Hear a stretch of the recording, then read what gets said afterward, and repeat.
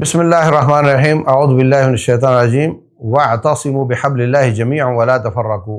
اللہ تبارک و تعالیٰ کا حکم ہے کہ اللہ کے دین کو سب مل کر مضبوطی سے پکڑ لو اور فرقہ فرقہ نہ ہو جاؤ۔ میں یہ نہیں کہتا کہ فرقہ واریت کا یہ وقت نہیں، حالات ایسے ہیں، بلکہ میں یہ کہتا ہوں کہ فرقہ واریت کا کبھی بھی وقت نہیں تھا، اور آج جب حالات اس طرح کے ہیں اور ایران اسرائیل جنگ لگی ہوئی ہے،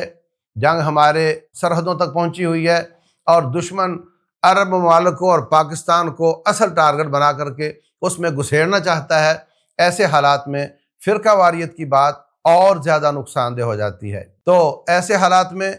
پاکستان کا ہر مسلمان مسلمانوں کے ساتھ کھڑا ہے، وہ کافروں کے ساتھ نہیں کھڑا۔ پاکستان کا کوئی مسلمان اسرائیل کے ساتھ نہیں کھڑا ہوا،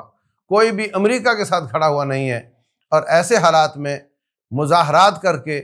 پولیس اور فوج کو گولیاں مارنا اور ان کی جانی اور مالی نقصان کرنا، یہ بہت زیادہ قابل مذمت بات ہے۔ اور اگر ایسی بات پر کوئی منع کرے تو اس کے خلاف میڈیا میں محاذ بنا لینا، وہ تو کہہ سکتے ہیں آپ کے مظاہرے میں کچھ لوگ تھے، کچھ کھیل گئے، کچھ جاہل لوگ تھے، لیکن علماء کی سطح پر ایسا محاذ کھڑا کرنا اور ایسی زبان بولنا کہ جس کے ساتھ قوم کو، ملک کو، فوج کو نقصان ہو اور ملک کی جو جمعیت ہے وہ تار تار ہو، ایسی بات کو کبھی بھی ہم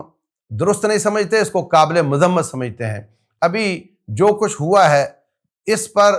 اتنا ہی ہے، لیکن ابھی اگر یہ جنگ طول پکڑتی ہے تو مزید مشکل فیصلے کرنے پڑ سکتے ہیں۔ ان حالات میں بھی میں ایڈوانس بات کرتا ہوں کہ پاکستان پچھلے 75 سالہ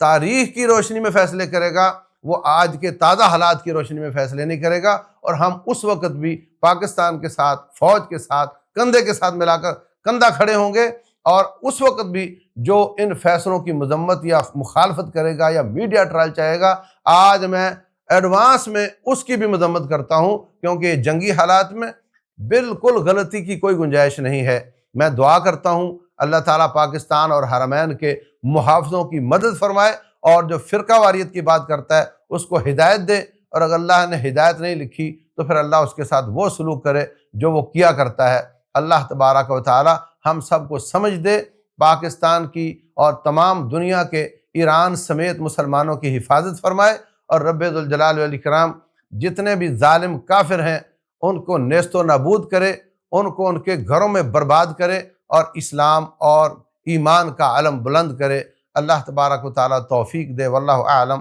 وصلی اللہ وسلم وبارک علی نبینا محمد۔